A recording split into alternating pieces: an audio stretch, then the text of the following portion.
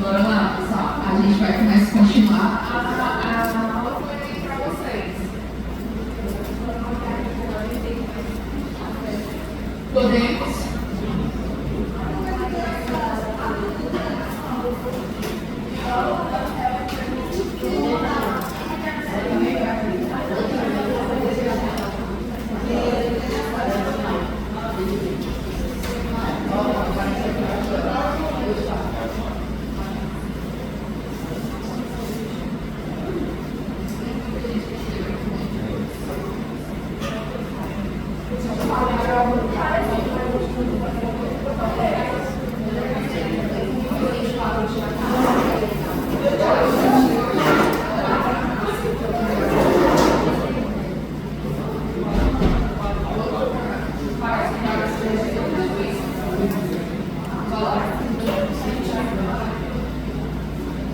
Bora lá.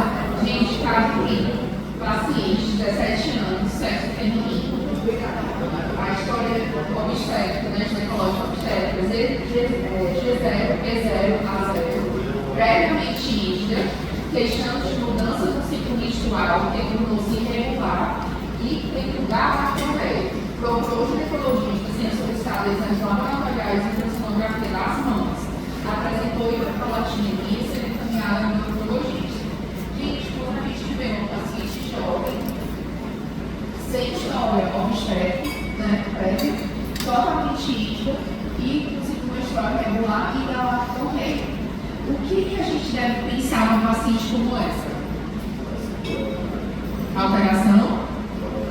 Alteração endócrina, perfeito. Mas se a gente pensa na alteração endócrina, essa alteração endócrina deve estar na hipófise, perfeito.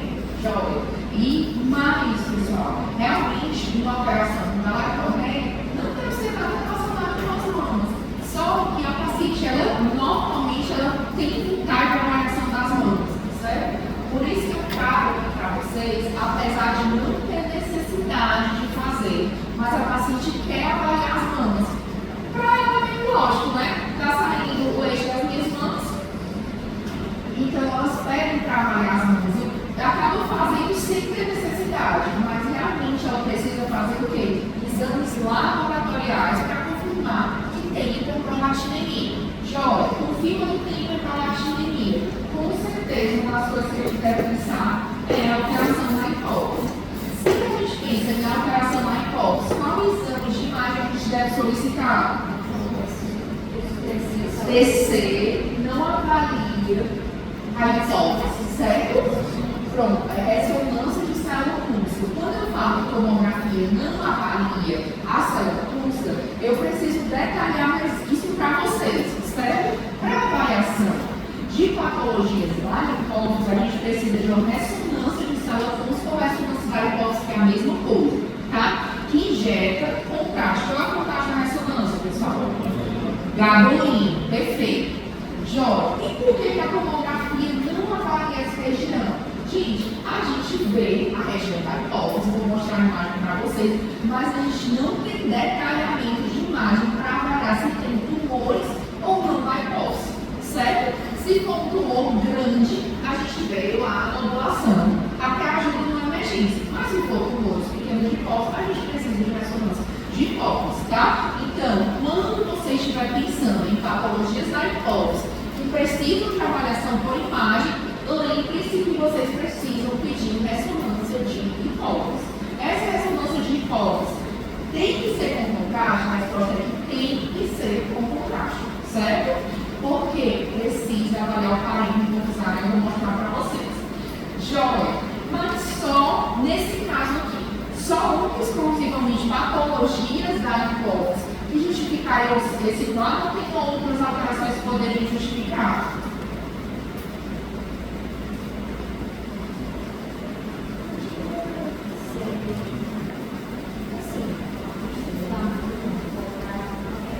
Pronto, estímulos da mão pode dar na correta, concordo, perfeito. Até uma mulher que não está amamentando pode me amamentar, por exemplo, se ela tiver um filho grande que tem estimulação na mama, sim, pode amamentar e acabar subindo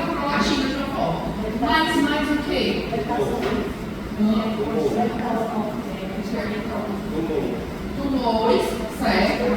Pronto, perfeito. Patologias da hipófise que podem levar a isso, foi o que o colega colocou, tumor, tá certo? E medicamentoso. Faltou aqui nessa história, que eu não queria dar também, para a gente perguntar se a paciente faz uso de alguma medicação, certo? Quais são as principais medicações que podem mexer no descontável hipofisado e a paciente ter hiperprolactinemia, pessoal? Secretadores de prolactina, exemplos, medicações para tratamentos de estômago, que são extremamente comuns, certo? Inclusive, as meninas que já tiverem filhos, quando você está aumentando as pediatras, passam algumas medicações para aumentar a secreção do leite. Como exemplo, domoprida, certo? Domperidona, tá? Então, a gente tem que perguntar para o paciente de droga se ela não começou algum tratamento relacionado a isso. Medicamentos precisam ser interrogados, certo? Medicamentoso. Mas, nesse caso dessa paciente, realmente é uma lesão na hipófise. A gente conclui que a gente precisa pedir uma ressonância de hipófise. Pronto, a gente pede a ressonância da hipófise, esperando encontrar o quê, pessoal? Nesse caso aqui. Captar contraste e captar menos contraste. A hipófise capta muito contraste, as lesões da hipófise, de forma geral, tem uns que captam menos contraste. Mas qual a principal lesão que pode ter aqui? Prolactinoma, perfeito. Nesse caso, se a gente excluir essa causa de uso de medicação, uma das principais coisas que a gente está pensando aqui é prolactinoma. E prolactinoma nada mais é do que o quê? Adenoma hipofisado, certo? Ou um adenoma, dependendo do tamanho. Gente, isso daqui é uma imagem de ressonância magnética da hipófise, tá? Num corte coronário, vocês estão vendo exatamente a nível da célula cúncica, tá? A região da hipófise, tá? E são essas duas estruturas que passam aqui do lado da hipófise, as cáusticas internas. O assoalho da célula cúncica é o quê? Vou mostrar em outras imagens para ficar mais fácil entender. O teto do seio esfenoidal. Isso daqui, propriamente dito, é a hipófise, tá, pessoal? Que está captando bastante gasolina, tá? E o que é essa mesma imagem? Isso aqui é a primeira imagem da captação do contraste. E essa daqui é a imagem tardia. Tem algumas ressonâncias que a gente precisa esperar tempo, que são as imagens dinâmicas. Quais são essas? Mama, próstata, hipófise, tá? Porque as lesões, os tumores, eles podem captar mais rápido ou mais devagar em relação ao parente, tá? Isso daqui é uma imagem dinâmica dessa hipófise, tá? Vocês estão vendo aí por que a gente tem a mesma imagem várias vezes? Por que a gente tem a mesma imagem várias vezes? Isso daqui é o dinâmico do contraste, tá? A gente fica adquirindo imagens à medida que o contraste é injetado por via venosa. Primeira imagem, segunda imagem, terceira imagem, quarta imagem, quinta imagem. O que a gente está vendo aqui? Começa a realçar a região central da hipófise, isso é normal, e depois ela realça completamente nas fases tardias. Vocês conseguem perceber? A gente tem a hipófise aqui, e quem é essa estrutura aqui em cima? A haste hipofisal, do mesmo tecido da hipófise, então capta exatamente igual, tá? Isso daqui é um termo pós-contraste, um exame dinâmico da hipófise dessa nossa paciente, tá? O que é essa imagem, pessoal? Tem um pós-contraste e que sequência é essa? Vocês sabem pelas outras T2, perfeito. Por que eu sei que é T2? Olhei para o líquido, está com alto sinal. O T2 é bom para avaliar patologias da hipófise? Nem tão bom, tá certo? Aqui é melhor a gente ter o pós-contraste para fazer essa avaliação. Então, todas essas imagens aqui são T1 pré-contraste. Se eu perguntar para vocês o que está diferente entre uma imagem e outra, a captação do contraste, porque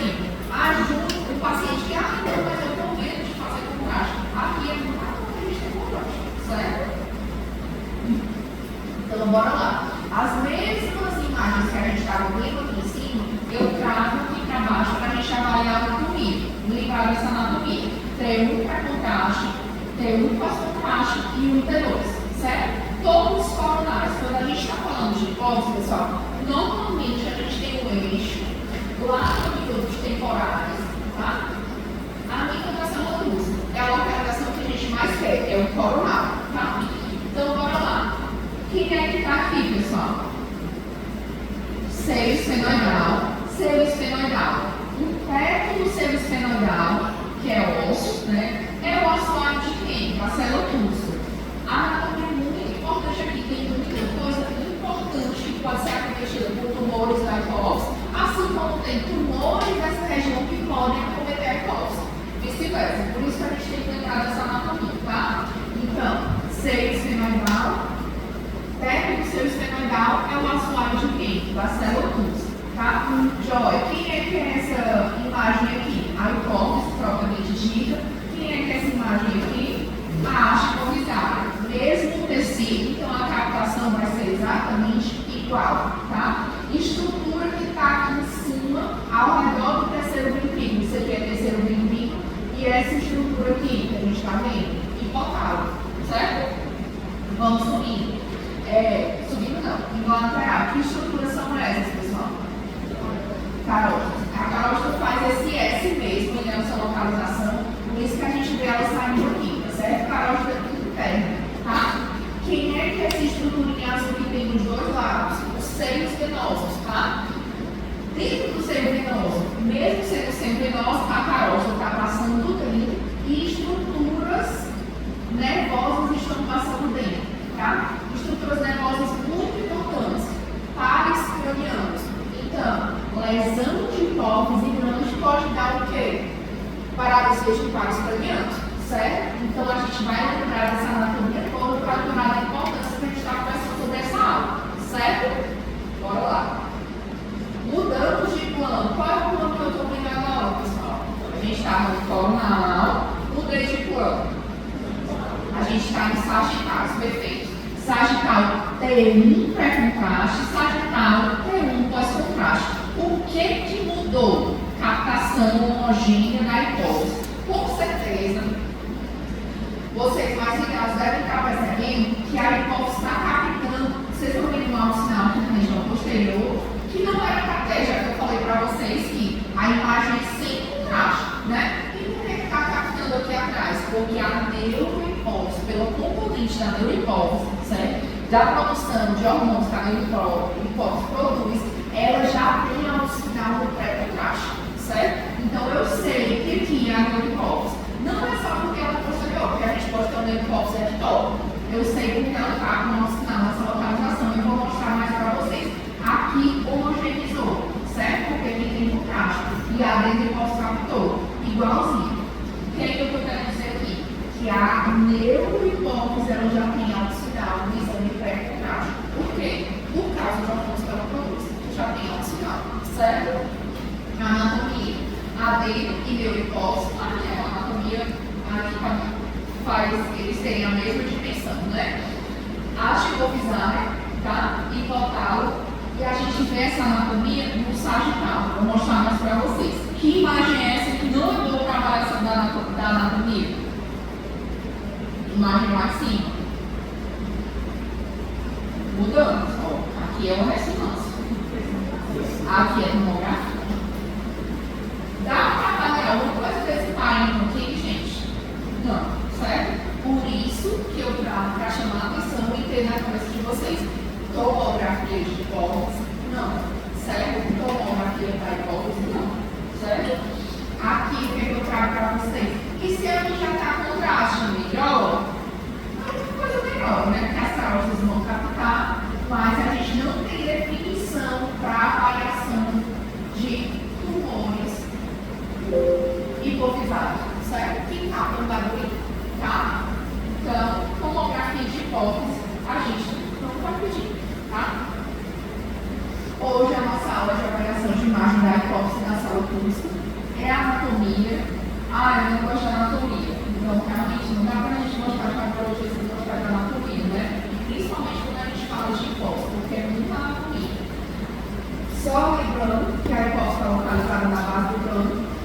no caso da geladora do fenol de lugar de célula cruz, a gente divide em glândula anterior e glândula posterior.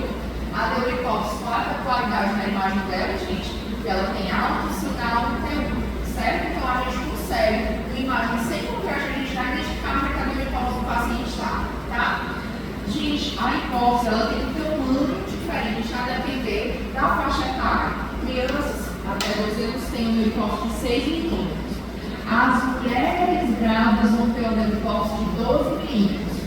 Na puberdade, a gente chega até 10 milímetros nas mulheres e os homens têm uma neurohipófise de 8 milímetros. Então, isso vai mudando. A gente vai voltar nessa imagem durante a aula toda. Seio esfenoidal, seio venoso, pares cranianos, carótida interna, a carótida interna fazendo o Szinho dela, a hipófise, a hipofisária, tá? Quiasma óptico e hipotálamo. Terceiro nível. Uma clínica, gente, que muitas vezes chega na emergência é de o paciente se queixar de alteração visual, certo? Tem um tumor hipofisário. Vai para o oftalmologista avalia, não é nada oftalmológico e vai para a emergência e às vezes faz uma tomografia de câmera, certo? Por que tumores grandes hipofisários o paciente pode ter queixa oftalmológica? Porque tem quiasma, justamente. Se a gente tem o quiasma logo aqui em cima, se eu tiver um adeno hipofisário ou outro tumor hipofisário, ele pode pegar quiasma e comprimir. Então, o paciente pode sim ter queixa. Nessa hora, a tomografia ajuda? Ajuda, porque é um tumor grande, então a gente vai ver o tumor lá, certo? Mas para a definição melhor, depois vai para a ressonância da hipófise, tá? Outra imagem aqui para vocês, para a gente lembrar. 20 de Lori, o que é? É uma ressonância sagital, é T2.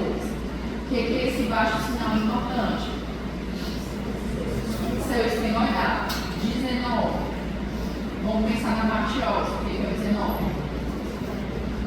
É perto do seu esfenoidal e a sólida da célula crústica, que é a mesma coisa. E é um número 1. A neurohipófise. Por que a gente não está vendo a diferença entre a adeno e a neurohipófise? Ou que sequência é essa? Não é T1, é T2, né? Então, o T1 é que faz brilhar. Então, tudo isso é a hipófise, a região anterior, a neurohipófise, a região posterior, a neurohipófise. Quem é que é o 3? A hipofisária, joga, ela é um lado mesmo para trás, tá? Quem é que é o 6? Fica logo acima da haste. O quiasma óptico, perfeito. A gente tem aqui vascularização. Essa anatomia não está fácil para a gente ver que vaso é esse, porque a gente não está vendo o coronal. Então é um vaso arterial, joia, mas é a anterior, tá? O que a gente está vendo aqui? Que fica. A gente tem a anatomia do cerebelo. Quem é que está passando ali? Basilar, perfeito. A gente tem aqui no 15 quem? Tá vendo, né? A anatomia ali? Que faz um bicozinho de passarinho. É o mesencéfalo, tá, pessoal? Então, agora eu abri mais a imagem, dá para a gente se localizar. Onde é que a gente estava aqui? É o corte exatamente englobando isso aqui. Seu esfenoidal, perto do seu esfenoidal, fora da sala crústica, hipófise, haste hipofisária, quiasma óptico, a basilar passando aqui, né? E a gente tem essa anatomia bem vista. Isso daí é um sagital o quê? Perfeito, o sagital T12.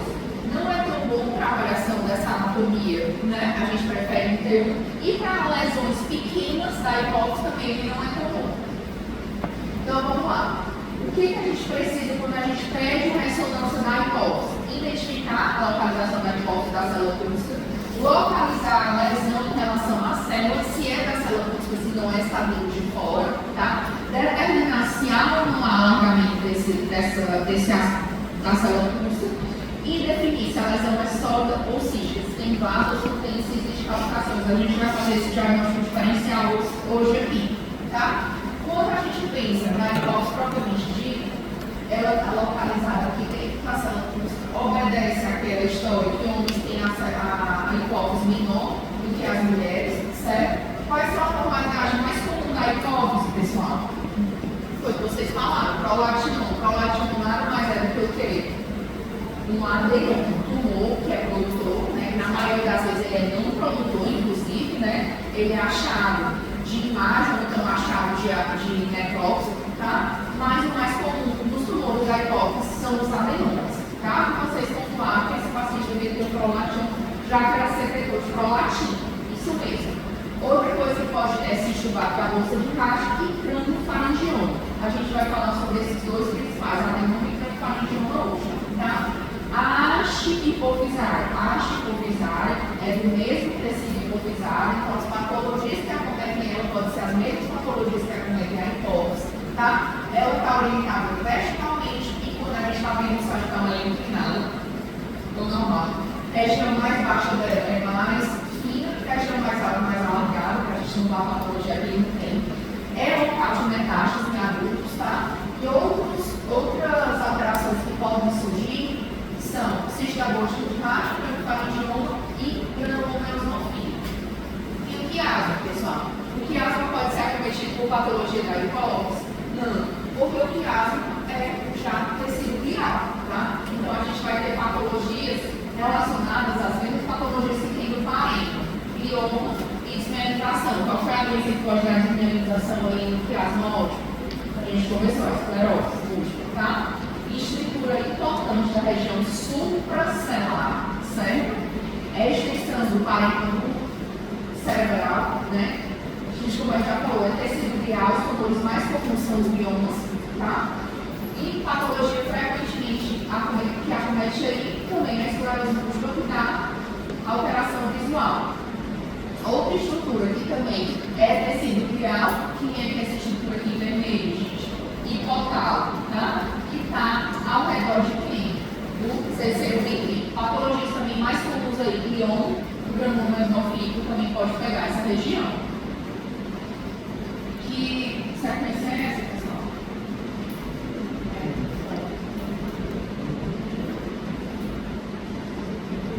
O FLAG já é uma boa resposta porque o ícone está com baixo sinal, né? Perfeito, mas a gente tem que identificar se é um T1 ou é um FLAG. Pronto, então a gente identificando por essa substância, na substância sintética, vocês concordam que é um T1? Certo. E a gente está vendo aquela diferenciação de hipófise, né? De neuro e adenohipófise, perfeito. Então é um T1 mesmo, temos T1 coplano.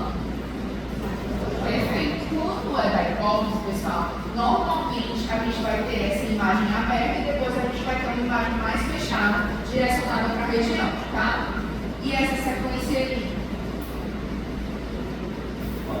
Qual plano? Perfeito.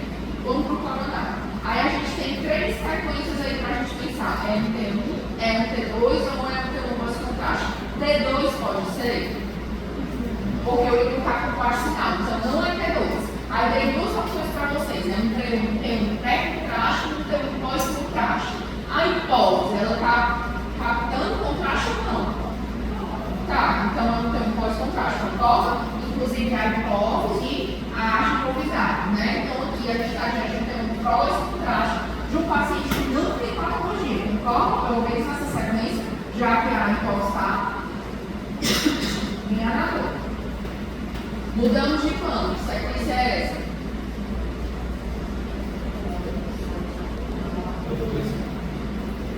Olha para o líquido.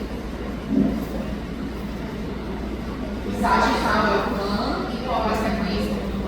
T1 pós-contraste. Por que não é T2?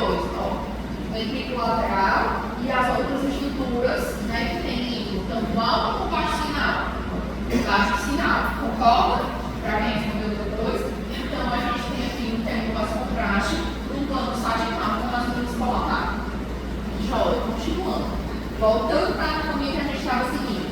Estrutura muito importante que está passando aí do lado da hipófise é o quê? Carótida interna. Gente, a carótida interna é muito importante porque ela passando por aqui, qual é a patologia que pode acontecer que pode comprimir a nossa hipófise? Aneurismos. Existem aneurismos gigantes. Lembra que a gente conversou na última aula? Aneurismos gigantes a gente chama tudo que é acima de 2,5 centímetros, não é isso? Então aqui a gente pode ter aneurismos que tem que esquecer desse diagnóstico diferencial, tá? Seio cavernoso.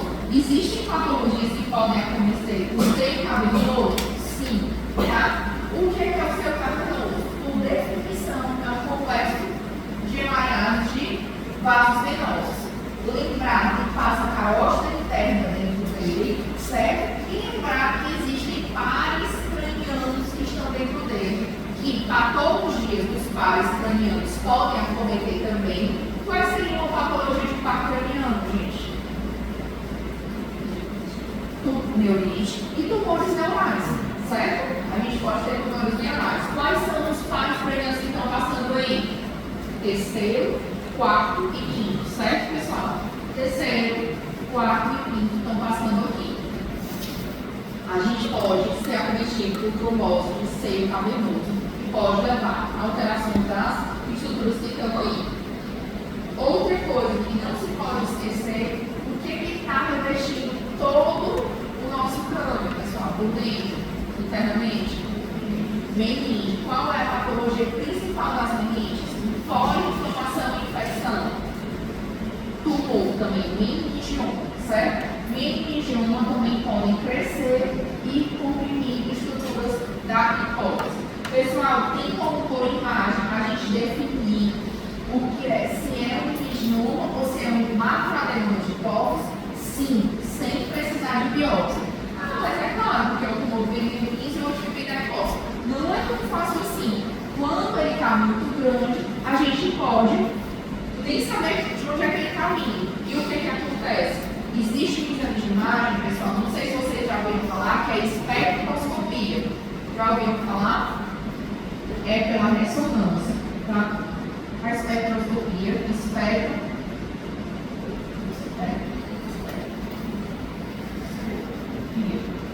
essa espectroscopia é feita pela ressonância, tá? O que acontece? Tem o tumor e tem o parênquima ao redor, certo? A gente coloca um ROI aqui e um ROI no parênquima normal.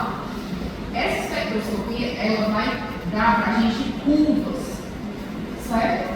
De metabólicos.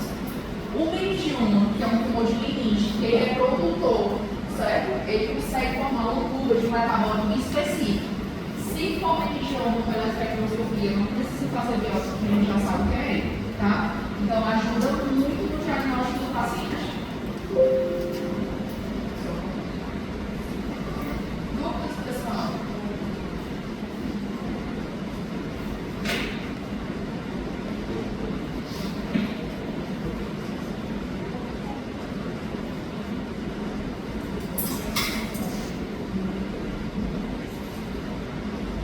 A gente tem que falar também de patologias que tem no seio esfenoidal, tá? Essas patologias podem ocasionar invadir também essa região. Gente, quando a gente fala do seio esfenoidal, qual o tumor mais comum que pode acometer seio esfenoidal? Alguém sabe?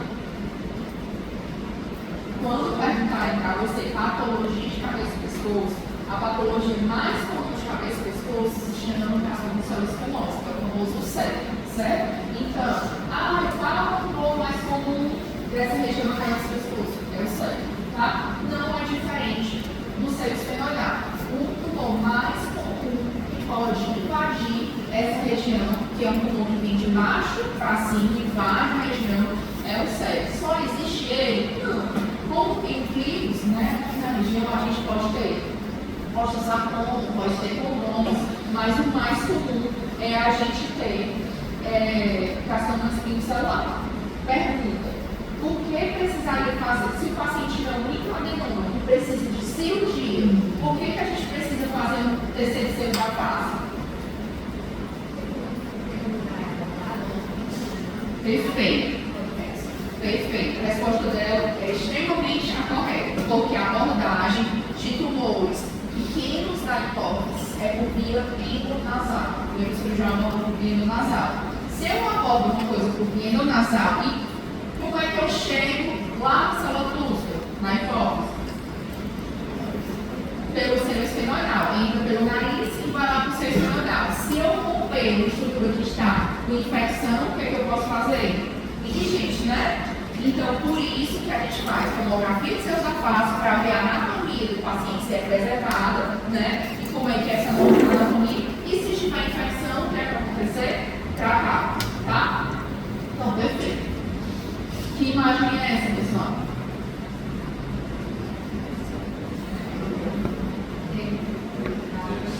Uma pré-contraste coronal, perfeito. E essa?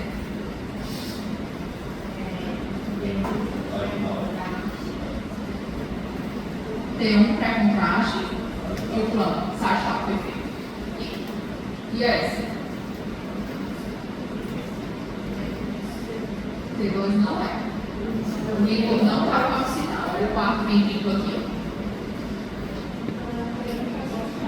É um T1 pós-contraste. A dúvida existiu porque vocês olharam para essas estruturas e acabaram interpretando como líquido, mas é líquido ou é vaso realçante? Vaso realçante. Então, T1 pós-contraste. E essa?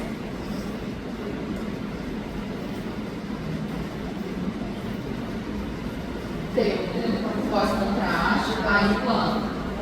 Perfeito. Tá? Tudo de normal, certo, pessoal? Só para a gente treinar. Todos eles estão sem patologia. E o que está mudando dessa imagem para essa imagem? É a mesma sequência. Que sequência é essa? Temos pós-contraste. E o que mudou? É a captação do contraste. Normalmente a hipófise capta na região central e depois homogeneiza nas fases cardíacas para captar tudo, né? Então, isso daqui são dois termos pós-contraste, a diferença é que a captação está precoce ali e ele está mais tardio, certo? E essa? Essa é um T2, olhou para o líquido, olhou para o cartão sinais, um T2. T2 coronal, não é isso? Perfeito. Então, vamos para as patologias. A gente vai pontuar as 3 patologias principais que acometem essas estruturas. Quando eu penso em pedir o exame da hipófise, eu tenho que lembrar que a patologia não pode ser só da hipófise. O que a gente pode ter? Patologia da hipófise, da haste hipofisária, patologia acometendo quiasmose, que é patologia biliar, do hipotálamo, joia. Quando a gente pensa nas laterais, seio venoso, carótida interna e terceiro, quarto e quinto, certo? Parte craniana, certo? Então, bora lá. E o aí agora a gente vai falar sobre 3 patologias da própria hipófise. Microadenoma hipofisário, pessoal. Foi o que vocês colocaram no nosso paciente. Quem chegou um pouco depois, a gente tinha um paciente de jovem de 17 anos que estava secreção com galactoméia. Foi colocado aqui que o principal diagnóstico que a gente deveria pensar era tumor, era a patologia da hipófise.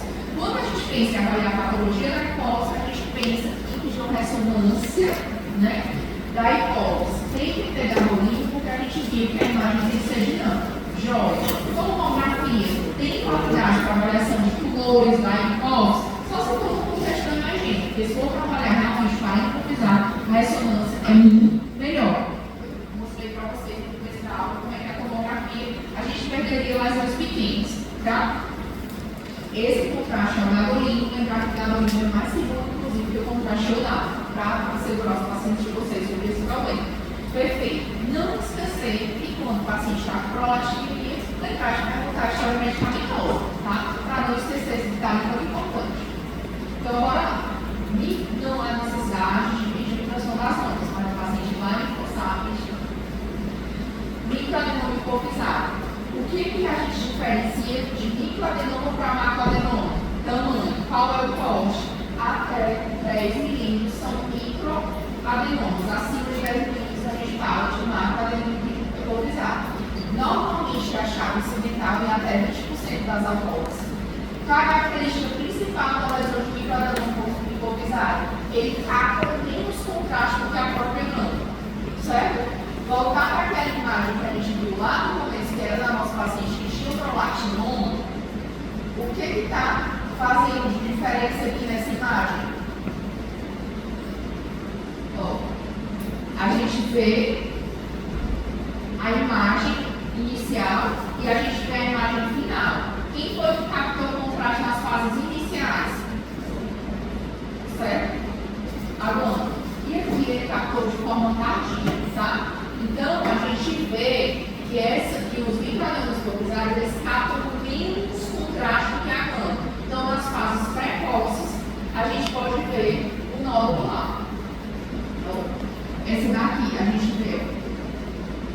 contraste nadando, tá? Contraste nadando, e o que está aparecendo aqui?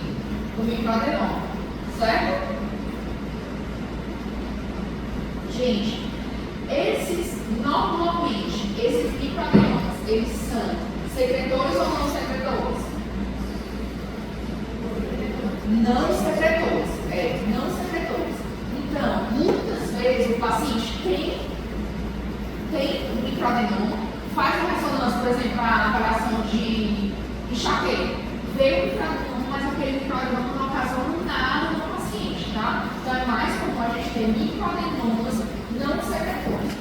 Aí eu vou falar para vocês, a ressonância, o diagnóstico de microadenomas é 100% com ressonância? Não, a nossa sensibilidade é em torno de 70%. Vai prejudicar o paciente a gente não conseguir identificar esse microadenoma? Não. Por quê? Se eu fizer um exame e a prolactina estiver aumentada, mesmo a ressonância não identificando aquele microadenoma, o paciente pode ser tratado, certo? Porque o tratamento é muito mais clínico do que cirúrgico, entendeu? Eles têm o primeiro tratamento clínico, a maioria das vezes vai ter resposta, tá? Exato. Ressonância com contraste, aí diminui mais ainda a taxa de falso negativo para 15%. Então, a gente precisa o quê? Injetar contraste nesses nossos pacientes. A principal justificativa para a gente estar fazendo ressonância nesses pacientes é excluir lesão grande, que possa o quê? Ocasionar compressão de ágio, compressão de quiasma, uma lesão grande que realmente vai limitar a vida do paciente. Os microadenomas, a maioria deles são não funcionantes, assintomáticos durante toda a vida do paciente. E quais são os sintomas que o microadenoma hipovisário vai dar, gente? Pode depender do que ele secreta, certo? O microadenoma pode ser secretor de vários hormônios. Mais comum em nós mulheres são prolactinomas.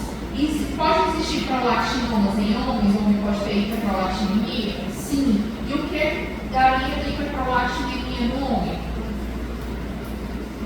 Alteração da libido e pode dar também infertilidade, tá?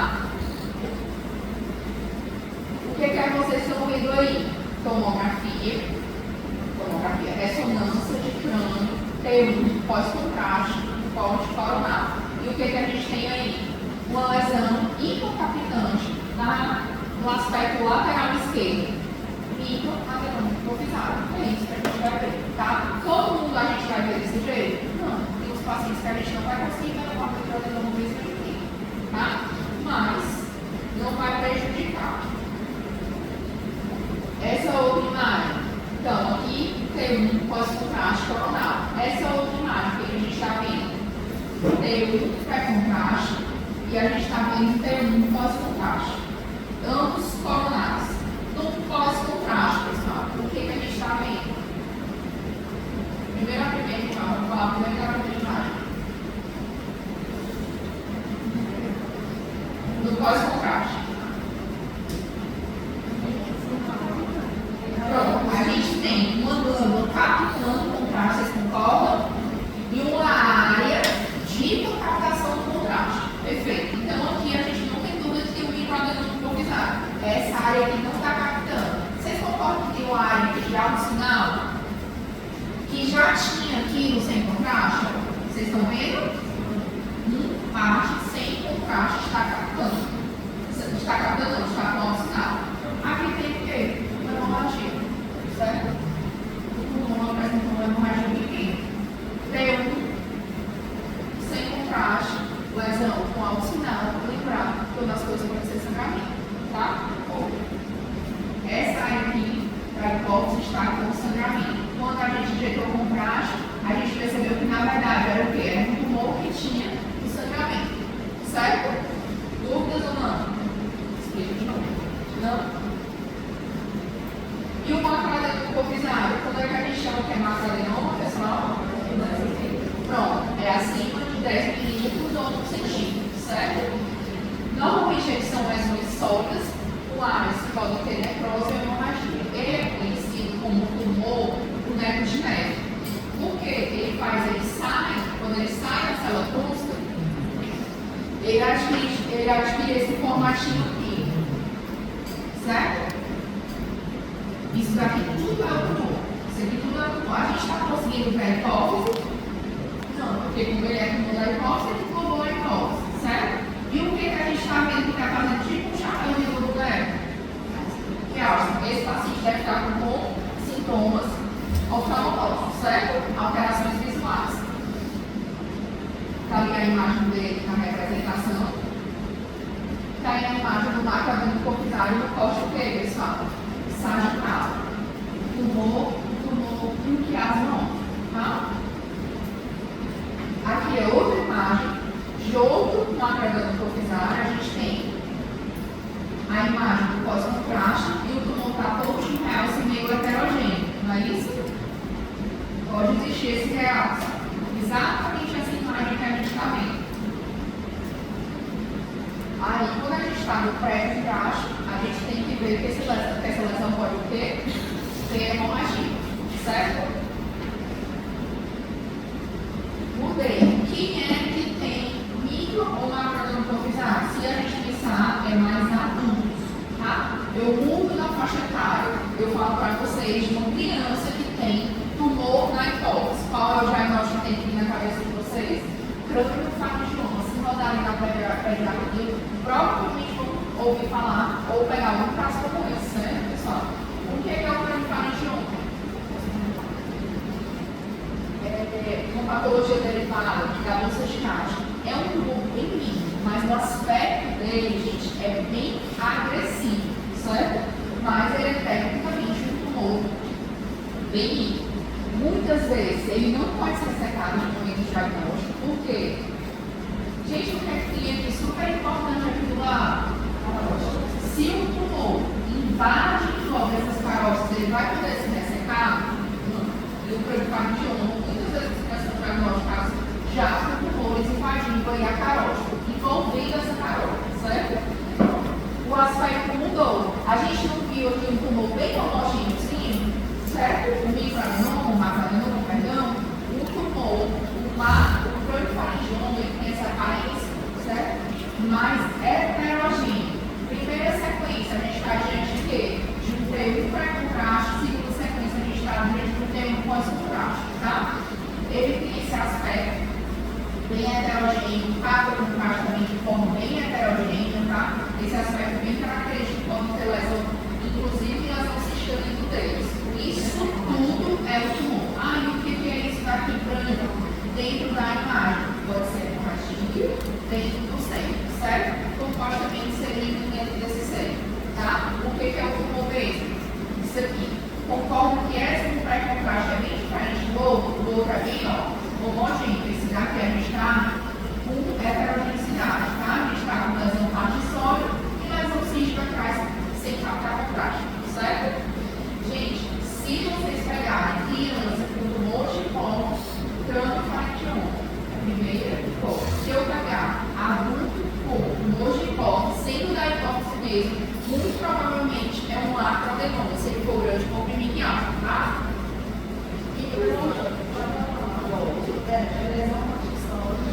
Essa aqui é a parte histórica dele, e essa daqui está um sinal mais próximo do líquido. Por que eu sei que essa imagem aqui é a parte cística dele? Porque quando eu coloquei contraste a parte histórica, captou o contraste, certo? E ficou umas áreas de não captação, tá? Isso. Certo? Aqui a gente está diante já de seio. Essa parte, tá? Essa parte agora. Não faz parte do nosso, tá? Isso daqui é isso aqui é heterogêneo, diferente do outro. É bem, isso, bem homogêneo, tá? Outro que é bem homogêneo, só que ele é proveniente de meningite. É o meningioma, que é outro tumor benigno, é o tumor intracraniano benigno mais comum, certo? Ele ocorre em 20% dos casos na base do crânio e são lesões sólidas. É aquele que às vezes a gente precisa pedir espectroscopia para saber se é um adenoma, se é um crâniofaringioma ou se é ele que a gente está diante. Vamos olhar, vou estudar cada uma dessas imagens aqui, pessoal. Essas duas primeiras imagens a gente está diante de duas tomografias, certo? Corpos axilares. Ressonância. Pós-contraste, tem o pós-contraste, corte axial. E quem é esse que está mais fácil de a gente identificar? Todo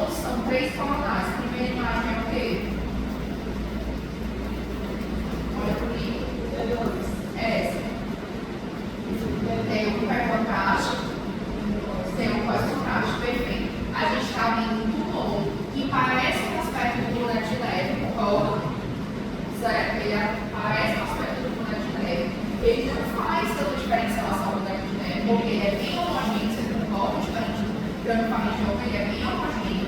Nas duas sequências ele tem um sinal bem homogêneo. Ele realça intensamente ao contraste que o macroadenoma não obrigatoriamente tem esse realce, tá? O que ele faz chamar a atenção? Ele tem um rabinho, vocês estão vendo aqui, ó, esse rabinho tá vindo aqui, ó. Isso aqui é conhecido como cauda equina, certo? Cabinho da limite. Ah, eu não consigo ver isso. Quando a gente vai para a tomografia, olha a intensidade de realce desse realce, tá, pessoal? Isso é típico desse meningioma. Não me comecei com a meningioma. A gente precisa pedir o quê? Espectroscopia, certo? Porque a espectroscopia vai fazer a diferença se isso daqui é um adulto meningioma ou se é um macroadenoma, tá? A gente consegue ver a hipófise aí, pessoal? Não, né? Ele englobou hipófise, englobou triásico, englobou tudo, certo? Outra imagem de um meningioma. O que é peculiar do meningioma? Ele realçar, ser homogêneo e realçar intensamente no contraste. Tem um pré-contraste e tem um pós-contraste. A gente está vendo a hipófise nesse? Aqui é diferente do outro. Certo? Seu esfenoidal e ela, tá vendo? Tem uma mínima, tem uma diferença aqui, entre um e outro. Tá vendo agora que eu mostrei? Aí esse aqui é a lesão. Então esse ficou mais fácil de saber que é um ponto não está vindo da hipófise, tá? Então, eu vou fazer um paralelo para vocês sobre 3 tumores em relação ao aspecto de imagem e epidemiologia. Quando é criança, o tumor é heterogêneo, ele pode ser sólido e cístico e ele pode realçar pós-contraste de forma heterogênea, que é o crâniofaringioma. Eu tenho um tumor de paciente adulto que está dando alteração visual e ele é homogêneo, ele é sólido, homogêneo, mas ele não realça muito pós-contraste. É o macroadenoma, certo? E quem é um tumor que não é da hipófise, pode ter a cauda equina, que é vindo da meninge, e ele realça intensamente pós-contraste, tanto na tomografia quanto na ressonância, e a gente precisa, às vezes, pedir espectroscopia para ele, é o meningioma, tá? Esse é o diagnóstico diferencial. Gente, era isso que a gente tinha para falar.